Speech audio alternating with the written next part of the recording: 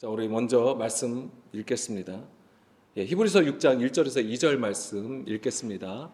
그러므로 우리가 그리스도의 도의 초보를 버리고 죽은 행실을 회개함과 하나님께 대한 신앙과 세례들과 안수와 죽은 자의 부활과 영원한 심판에 관한 교훈의 털을 다시 닦지 말고 완전한 대로 나아갈지니라. 아멘. 여기서 보면은 회개하는 거, 하나님께 대한 신앙, 세례, 안수, 죽은 자의 부활, 영원한 심판에 관한 교훈, 자, 이런 것들은 우리 교회에서도 많이 나누는 말씀들입니다. 성경을 통해서 우리가 많이 접하고 배우는 말씀들이기도 합니다. 이것이 성경적이지 않은 게 없어요. 다 성경에서 나오는 용어들이죠. 그런데 히브리서 기자는 이 교훈의 터, 이 가르침에 우리가 안주하지 말고 완전한 대로 나아가라고 권면하고 있습니다. 왜 그럴까요?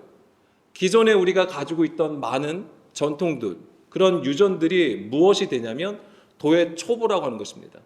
죽은 행실이 된다라고 하는 것이죠. 죽은 상태라고 하는 거예요.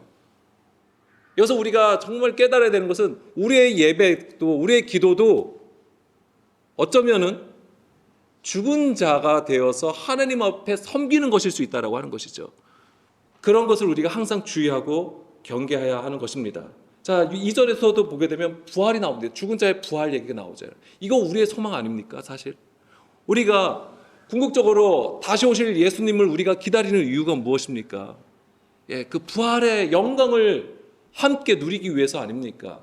그런데 히브리서 기자는 완전한 대로 나아가야 된다고 하는 것입니다. 왜 이런 얘기를 했을까요?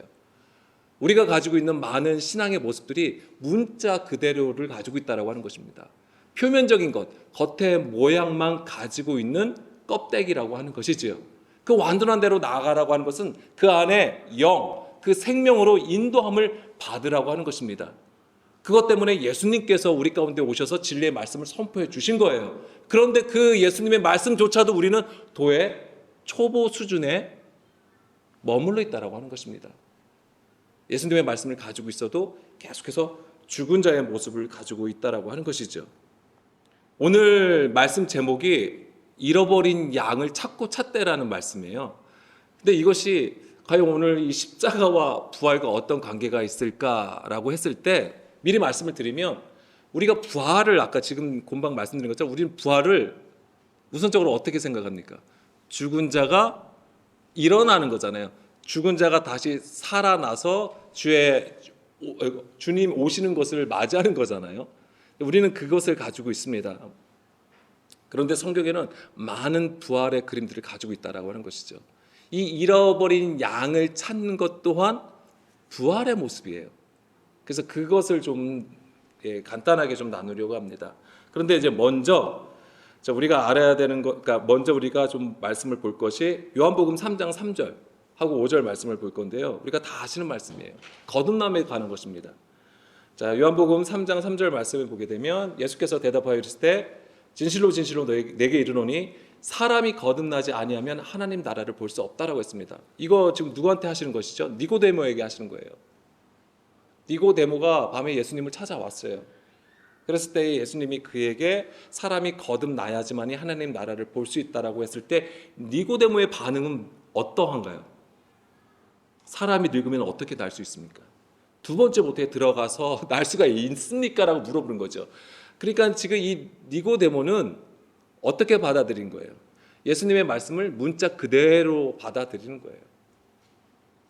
근데 이것이 어디서 나온 건지 아십니까? 이 니고데모의 이 물음은 어디서 나온 거냐면 그들이 가진 신앙, 경험을 통하여 그들이 알고 있는 지식 안에서 예수님의 것을 받고 있는 거예요.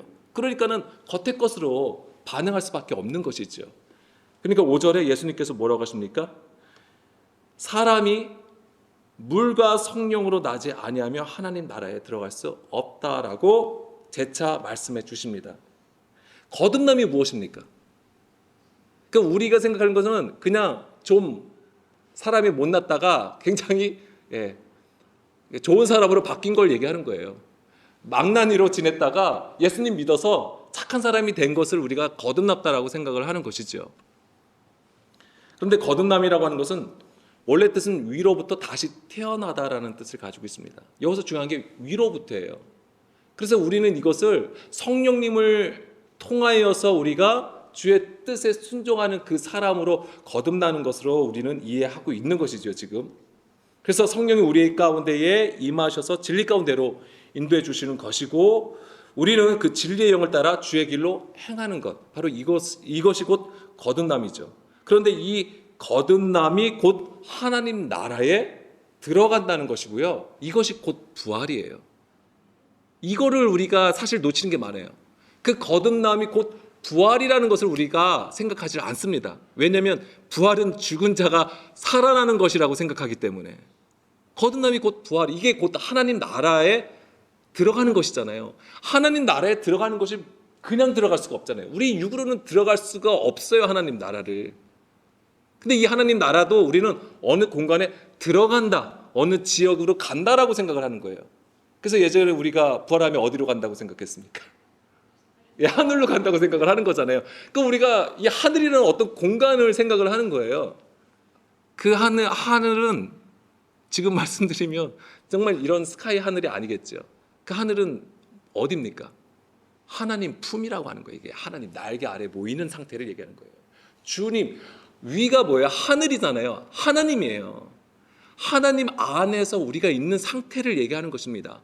그래서 하나님 나라라는 것이 무슨 뜻입니까? 하나님께서 말씀으로 통치하시다잖아요. 하나님 나라가 그 뜻이에요. 하나님께서 다스리시다. 예수님을 통해서 하나님의 다스림은 무엇으로 이루어집니까? 말씀으로 이루어지는 거잖아요.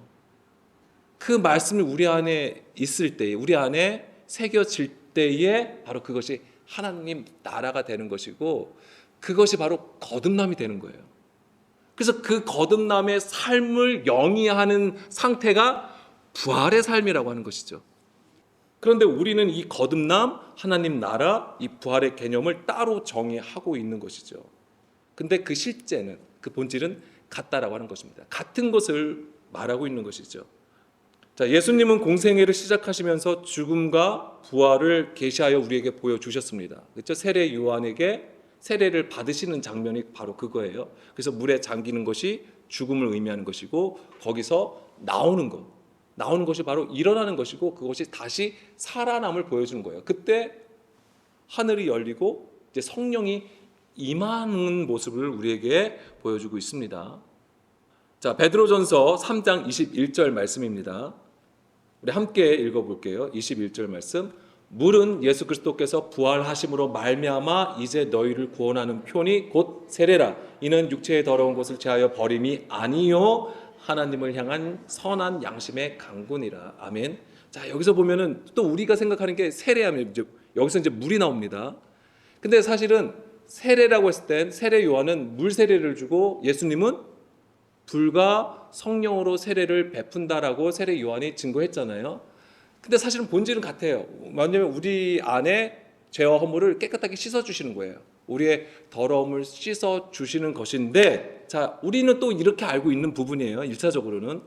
그게 틀린 것은 아닙니다. 그런데 베드로가 우리에게 얘기해 주는 것은 그 물은 그리스도께서 부활하심으로 말미암아 이제 너희를 구원하는 표라고 얘기하는 거예요. 세례라고 하는 것입니다. 근데 이게 뭐냐면 단지 우리의 육체의 더러움을 제하는 것이 아니고 하나님을 향한 선한 양심의 강구다라고 얘기를 해줍니다. 이게 선한 양심의 강구, 이게 무슨 얘기일까요? 선한은 선하다. 이게 아가도스, 뭐냐면 토부예요. 하나님의 기뻐하시는 뜻. 그래서 하나님을 향한 선한 양심의 강구라고 하는 것은 하나님의 뜻을 깨닫는 것을 말하는 것입니다. 그러면서 양심의 강구는 뭐냐면, 양심은 우리의 어떤 양심, 마음의 어떤 상태, 이렇게 해석이 되는 것이지만 원래는 지각이에요. 지각. 이해하다, 알다, 비밀이 깨닫다, 이런 뜻을 가지고 있는 거예요. 이게 이 양심이라는 게 지각이에요. 인지하는 것입니다. 하나님의 뜻을, 주의 마음을 아는 것을 말하는 것이고요.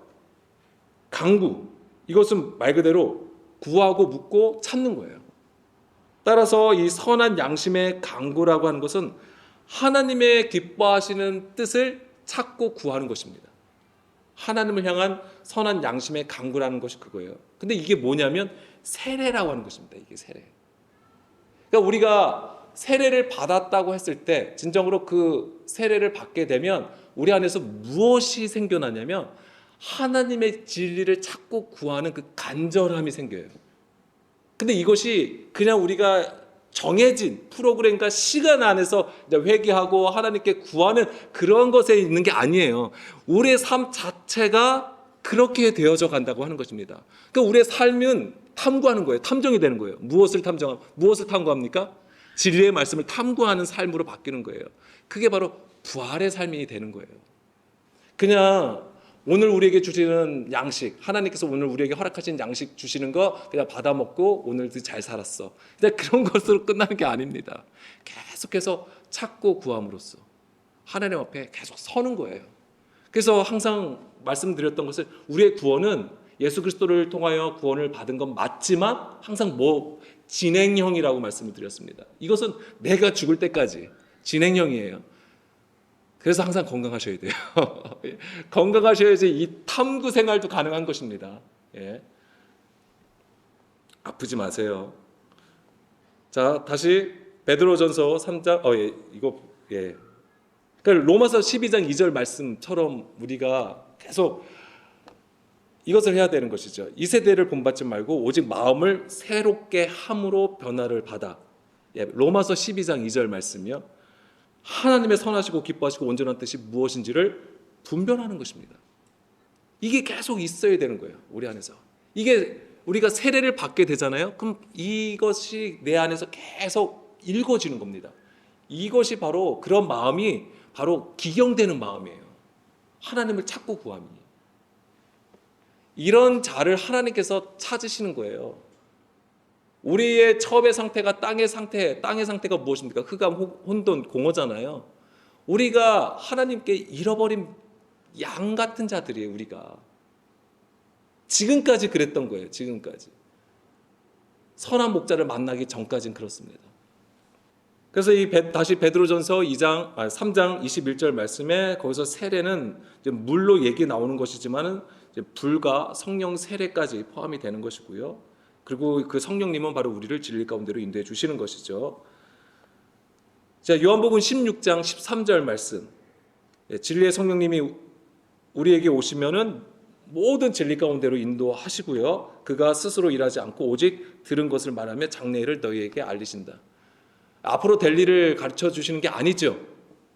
우리가 또 예언이라고 하는 것도 자꾸만 그렇게 생각을 하는 거예요. 누가 예언해 주면 우리가 앞으로 무엇이 되고 어떻게 될 것이라는 것을 자꾸만 얘기를 해주니까 또 그걸 또 알려고 해요. 우리는.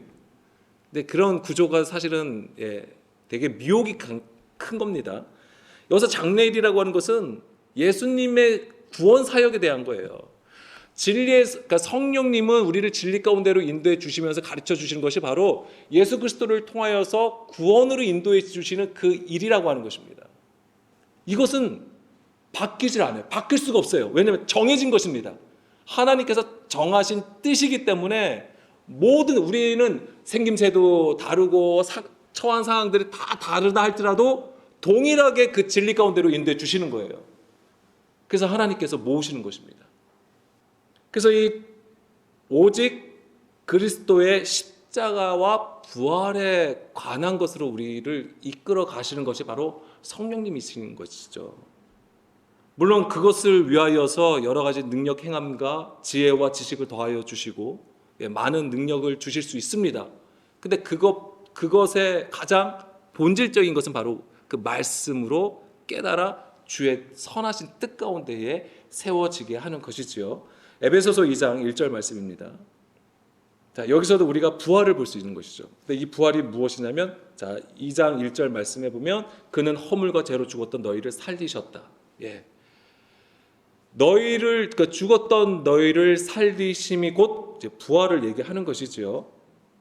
그런데 이제 이것을 어떻게 이루셨냐면은 바로 예수님의 십자가를 통해서 우리의 죄와 허물을 그 십자가에 못 박으심으로써 이제 우리를 살리신 것인데, 우리가 그리스도와 함께 다시 살아나기를 소망한다면 먼저는 우리의 죄와 허물 가운데에 있다는 것을 알아야 되는 거예요. 그러니까 우리의 죄가 무엇인지, 우리의 허물이 무엇인지를 알아야 되는 것입니다. 자, 여기서 죄는 하마르티아예요. 관역에서 빗나가다, 벗어나다라는 뜻을 가지고 있습니다. 이거 계속 우리가 많이 나눴던 말씀이죠. 하나님의 말씀에서 벗어난 상태를 죄라고 하는 것입니다. 근데 이 죄는 불법이에요. 요한일서 3장 4절 말씀에 죄는 불법이라고 했습니다. 그러면은 이 불법은 무엇이냐면 불법, 그러니까 법을 어기는 것을 말하는 것이죠. 그래서 이 법을 어긴다고 했을 때는 이 법을, 그 율법을 지키느냐 안 지키느냐, 자, 이것을 기준하는 것이 아니라 그 말씀의 뜻을 깨달아서 온전함으로 순종하느냐 그렇지 않느냐를 보신다고 하는 거예요. 그러니까 주의 뜻을 깨닫는 것이 가장 중요한 것입니다. 그래서 그게 죄가 되는 거예요. 그래서 주의 뜻을 깨닫지 못하는 것. 오늘도 우리가 오전 중에 나눴던 것이 그 부지 중에 실수하는 거라고 얘기잖아요. 그럼 우리는 그냥 나도 모르게 실수하는 거 이 정도로 그냥 치부해 버려요. 간단하게 보는 거. 근데 성경에서는 그 우리의 어떤 일상에서 나오는 실수를 가지고 말씀하시는 게 아니에요, 절대. 실수 안 하는 사람이 어디 있습니까? 누구나 다 실수를 하잖아요. 그거 하나 때문에 하나님께서 그 말씀을 적으신 게 아니겠죠, 당연히. 뭐냐면 하나님의 말씀을 깨닫지 못함을 얘기하는 거예요. 자, 그걸 얘기하는 거고, 그 다음에 허물도 뭐냐면 이게 이 파라토마라는 단어가 쓰였습니다. 이게 미끄러짐이란 뜻이에요. 미끄러짐. 그러니까 옆으로 미끄러지는 걸 얘기하는 거예요. 옆으로 미끄러지다. 그럼 이게 무엇을 의미하는 겁니까? 격기로 행하는 거예요. 그러니까 아까 죄는 관역, 주님께서 정하신 그 중심에서 벗어난 상태, 그리고 이 허물은 격길로 행하는 것을 의미하는 것입니다. 그리고 여기에는 변절이란 뜻을 가지고 있어요. 변심하는 거예요. 자, 이사야 53장 6절입니다. 이사야 53장 6절에 보면은, 자, 이사야 53장 굉장히 중요하죠. 예수님의 그 십자가를 기록한 것인데, 6절에 보게 되면 우리는 다 양 같아서 그릇 행하여 각기 제 길로 갔거늘 여호와께서는 우리 모두의 죄악을 그에게 담당시키셨다라고 했습니다. 여기서 우리는 다 양 같아서 그릇 행하여 각기 제 길로 갔거늘, 그릇 행하여, 타, 이게 뭐냐면 비틀거리다라는 뜻이에요. 방황하다, 비틀거리다. 그럼 뭐예요? 방황해요. 그럼 왜 방황을 하죠? 길을 잃어버린 거예요. 근데 이 길을 잃어버린 게 왜 길을 잃어버리냐면 각기 제 길로 갔다라고 하는 것입니다. 그러니까 뭐냐면 우리 스스로는 뭐냐면 이것이 옳다라고 보는 거예요. 이 길이 옳아. 이 길이 맞아. 이 길은 내가 가야 돼. 그렇게 해서 정해서 간다라고 하는 거예요.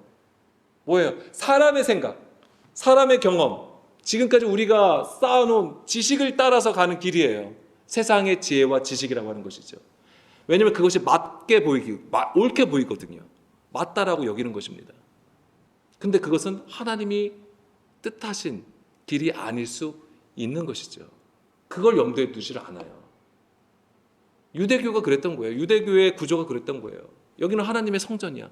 하나님이 계신 곳이야. 절대 여기는 무너질 수가 없고 망할 수도 없고 절대 열방이 쳐들어올 수도 없는 하나님이 계신 곳이기 때문에 그렇게 생각을 했던 것이죠. 그러면서 자기들은 막 생활하는 거죠. 그냥 주어진 법을 따라서 그냥 열심으로, 그냥 사람의 그 열심으로 행하였던 것입니다. 그런데 그것은 하나님께서 싫어하시고 가증하게 여기시는 일들이었던 것이죠. 자, 그릇 행하여가 이제 길을 잃은 것이라고 했습니다. 그러니까 주의 길에서 벗어난 것이고, 성경은 이것을 죄, 불법이라고 하는 것입니다. 우리의 길로 행하는 것이 불법이 되는 거예요. 이 각기 제 길로 행하는 양이 바로 잃어버린 양입니다. 그러니까 주의 뜻을 따르지 아니하고 선한 목자의 길을 따르지 아니하고 그냥 내 멋대로 나가는 자들을 바로 잃어버린 양이라고 하는 것입니다. 예레미야 50장 6절입니다. 내 백성은 잃어버린 양떼로다. 예, 하나님께서 그 이스라엘을 두고 잃어버린 양떼라고 하는 거예요. 지금 이 예레미야는 배경이 바로 이제 바벨론, 내게 이제 망하기 직전이에요. 그리고 결국에는 망해서 바벨론으로 끌려가잖아요. 그런 배경을 가지고 있습니다. 내 백성을 잃어버린 양떼로다. 그 목자들이 그들을 격길로 가게 하여. 왜 백성들이 격길로 갔습니까? 왜 죄를 범하고 불법을 행하였습니까? 목자들이 제대로 인도하지 않은 거예요. 그 당시의 지도자들, 종교 지도자들을 얘기하는 것이죠. 거짓 교사들입니다. 사람의 계명을, 하나님의 계명을 사람의 계명으로 바꿔서 가르치는 거예요. 그러니까 우리가 항상 유의되는 것은 우리가 말씀을 가지고 있어도 그 말씀을 가지고 사람의 것으로 가르칠 수 있다라고 하는 것입니다. 그것은 오히려 하나님을 범죄하게 하여서 그 마음이 멀어지게 하는 것이죠. 그리고 7절, 그들을 만나는 자들은 그들을 삼키며 그의 대적은 말하기를 그들이 여호와 곧 의로운 처소시며 그의 조상들의 소망이신 여호와께 범죄하였은즉 우리는 무죄하다 하였느니라. 그러니까 그들이 그렇게 친 것은 사실 하나님께서 그들을 몽둥이로 사용하시는 거잖아요. 이유는 명확해요. 하나님께서 택하신 백성들 이스라엘이 하나님께 범죄하였다라고 하는 것입니다. 여기서 범죄하다도 하타예요. 빗나가다라는 뜻입니다. 그래서 그 결과 어떻게 됩니까? 이방의 포로로 끌려가는 거잖아요. 그것이 바로 하나님의 안식에서 떠난 거예요. 자, 여기서 중요한 우리가 포인트가 있습니다. 뭐냐면 창세기로 넘어가면 죽음이 처음에 어디서 나옵니까? 죽음이. 하나님께서 어떻게 선악을 알게 하는 나무를 먹게 되면 죽는다라고 말씀하셨어요. 혹시 수요일 날 말씀 아직 오늘 참 저녁에 올라오겠죠? 거기서 보면은 잘 섬기면 이낼 때 거기서 쉐마라는 단어가 2번 쓰였다고 했습니다. 그래서 샤마라는 단어가 2번 쓰인 것은 우리가 처음에 듣는 게 있고 그 다음에 결국엔 뭘 얘기해요? 그 안에 있는 본질을 듣는 것이라고 했습니다. 그래서 샤마라는 단어가 2번 연속으로 쓰였어요. 하나님께서 선악을 알게 하는 나무를 먹게 되면 어떻게 하신댔죠? 반드시 죽는다. 거기서도 무투예요. 무투가 2번 쓰였어요. 근데 거기는 놀라운 반전이 있습니다. 뭐예요? 정말 그 하나님의 선악을 알게 하는 나무를 먹는다는 것은 하나님의 말씀을 듣지 않고 사람의 계명을 듣는 거잖아요. 그러면 죽어요. 근데 그 죽음이 이를 어째요? 근데 그것이 또 죽는 거예요. 그 사람의 구조, 사람의 일로 죽었던 내가 그 죽음이 또 죽는 거예요. 그게 부활이 되는 거예요. 너무나도 놀랍지 않습니까? 이게 너무나도 큰 반전입니다. 그게 사실은. 그래서 3장 15절 보면은 15절 이후에 보게 되면 하나님께서 사람에게 남자와 여자에게 저주하신 것처럼 보여지지만 사실은 그 저주가 아니죠. 복음이라고 말씀드렸습니다. 사랑, 남자는 기경해야지 그 양식을 얻는 것이고 여자는 해산의 수고를 더하여 아들을 낳을 수 있다라고 하는 것. 사실 이것이 우리를 살리시려고 하는 하나님의 깊으신 구원의 뜻이었던 것이죠. 그런데 이제 뭐냐면 선악을 알게 하는 나무를 먹으면서 죽었어요. 죽는다고 말씀하셨잖아요. 그런데 정말 죽었어요? 문자적으로 실제로 우리가 부활도 아까 죽었다가 살아나는 것을 부활로 본다고 했잖아요. 근데 거기서도 죽는다고 했으면 반드시 우리는 깨꾸닥하고 죽어야 돼요. 그런데 죽질 않았어요. 근데 그 죽음이 무엇을 의미하는 것이었습니까? 하나님이 그들과 함께하지 아니함으로 그들이 에덴 동산에서 추방된 거잖아요. 그 추방됨이 뭐냐면 그게 죽음이에요. 하나님의 안식에서 떨어져 나간 것을 얘기하는 것입니다. 그러니까 뭐냐면 우리가 하나님과 그 마음이 하나님과 멀어졌다고 했을 때 우리가 불법을 저지르고 죄를 졌을 때에 그 마음이 멀어진 상태, 그것이 뭐냐면 죽음이라고 하는 것입니다. 그래서 지금 그러니까 이스라엘 백성들이 패역하여서 그러니까 바벨론 이방으로 끌려갔잖아요. 그 상태가 바로 뭐냐면 죽음의 상태라고 하는 거예요. 죽음의 상태. 왜냐하면 그들이 지금 잃어버린 양의 상태예요. 각기 제 길로 행한 것을 보여주는 것이죠. 근데 그것은 죽음이에요. 자, 그 죽음에 이르렀을 때에 하나님은 그들을 그냥 두지 아니하신다고 하는 것이죠. 그들을 어떻게 하신다? 반드시 고국 땅으로 데리고 오신다라고 하는 것이죠. 그래서 그들이 고국 땅으로 오는 것, 이것이 그럼 무엇을 의미할까요? 그게 부활이에요. 근데 잃어버린 양을 선한 목자를 통하여 찾으시는 것이 뭐냐면 부활이라고 하는 것입니다. 그러니까 우리가 생각하는 그냥 부활이 단지 죽었다가 일어나는 것으로 못 박아 두지 마세요. 성경에는 굉장히 다양한 그림, 많은 일들을 가지고 죽음과 부활을 우리에게 보여준다고 하는 것입니다. 십자가를 보여준다고 하는 거예요. 자, 에스겔 34장 11절에서 15절까지 좀 보겠습니다. 주 여호와께서 이같이 말씀하셨느니라. 나 곧 내가 내 양을 찾고 찾되 목자가 양 가운데서 있는 날에 양이 흩어졌으면 그때를 찾는 것 같이 내가 내 양을 찾아서 흐리고 캄캄한 날에 그 흩어진 모든 곳에서 그것들을 건져낼지라. 그 흑암, 사망, 무저항에서 끌어내시겠다고 하는 거예요. 이게 바로 부활을 말씀하신 거예요. 내가 그것들을 만민 가운데서 끌어내며 여러 백성 가운데서 모아 그 본토로 데리고 가서 이스라엘 산 위에와 시냇가에와 그 땅 모든 거주지에서 먹이되 좋은 꼴을 먹이고 그 우리를 이스라엘 높은 산에 두리니, 이게 뭐냐, 시온산에 두시는 거예요. 예, 그것들이 그곳에 있는 좋은 우리에 누워 있으며 이스라엘 산에서 살찐 꼴을 먹으리라. 이게 부활의 삶이에요. 그러니까 부활의 삶은 뭐냐면 하나님께서 고국 땅으로 인도해 주셔서 좋은 꼴을 먹이시는 겁니다. 주의 말씀, 진리의 말씀으로 먹이시는 거예요. 이게 부활의 삶이에요. 그럼 오늘 우리가 그 좋은 꼴을 어떻게 먹을 수 있을까요? 어떻게 먹어야 됩니까? 성령님께 구하시라고 하는 거예요. 그래서 성령님이 주시는 거예요. 깨닫게 하시는 거예요. 깨닫게 하시는 거예요. 자, 보세요. 우리가 이 성경 말씀은요, 누구나 다 동일하게 가지고 계세요. 집사님, 권사님, 저 목사님도 다 동일하게 이 말씀들은 다 가지고 있습니다. 누구나가 다. 근데 이 뭐예요? 그거를 깨닫는 것만큼 좋은 꼴을 먹는 거예요. 근데 그 깨닫는 만큼은 달리 말씀드리면 내 육신의 구조가 깨지는 것만큼 그 진리의 말씀이 깨달아진다라고 하는 것입니다.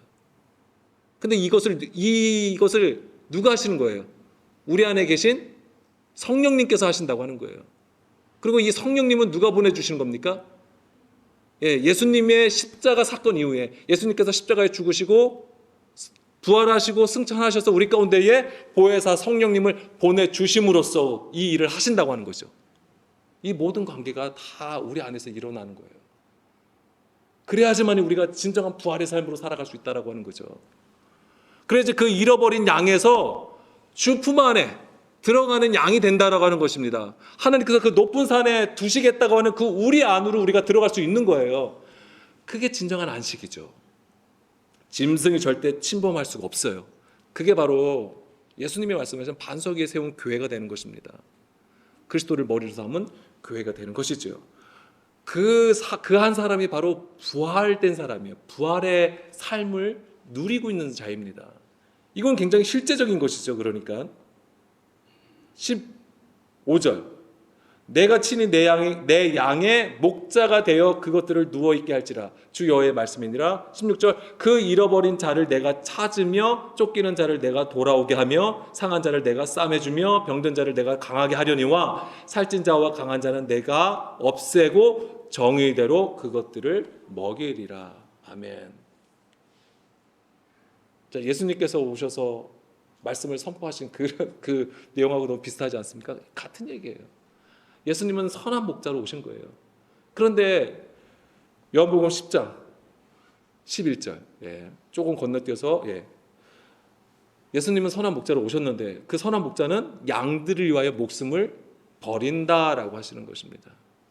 14절 15절 보겠습니다. 나는 선한 목자라. 나는 내 양을 알고 양도 나를 아는 것이 아버지께서 나를 아시고 내가 아버지를 아는 것 같으니 나는 양을 위하여 목숨을 버리노라. 아멘. 이 관계를 좀 잘 아시면 좋겠어요.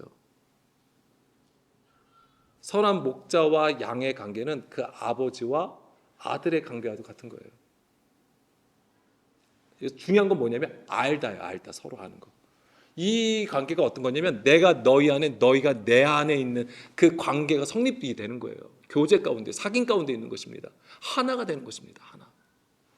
요한복음 10장 27절, 너희는 내 양이 아님으로 믿지 아니하도다. 믿지 않는가? 듣지 않는다는 거예요. 진리의 말씀을. 27절, 내 양은 내 음성을 들으며 나는 그들을 알며 그들은 나를 따르느니라. 아멘. 음성을 듣는 것입니다. 하나님의 아들의 음성을 듣는 거예요. 그래서 요한복음 5장 24절 말씀 있죠? 요한복음 5장 24절 말씀에 보게 되면 내 말을 듣고 또 나를 보내신 이를 믿는 자는 영생을 얻었고 심판에 이르지 아니하느니 사망에서 생명으로 옮겼느니라. 아멘. 이것이 바로 이제 죽음 가운데 있던 자들이 그 생명, 부활하는 것을 얘기하는 겁니다. 거듭남이에요. 그런데 이것은 바로 그 말씀을 듣는 것으로 이루어진다라고 하는 것입니다. 그래서 온전히 우리가 내가 너희 안에 너희가 내 안에 계심은 그 말씀이 우리 안에 계시는 거잖아요. 그것이 곧 서로 아는 것, 야다의 관계 속에 들어가는 거예요. 야다, 알다라는 거예요. 이거는 부부 관계와 같은 것입니다. 아주 친밀하게 아는 것이죠. 그런 관계가 성립이 될 때에 우리가 비로소 그 선한 목자를 따라서 갈 수 있다라고 하는 것입니다. 그래서 이것은 한 영으로 세례를 받아 한 몸이 된 것이고요. 새 생명으로 우리가 거듭나는 것입니다. 그것이 바로 부활이라고 하는 거예요.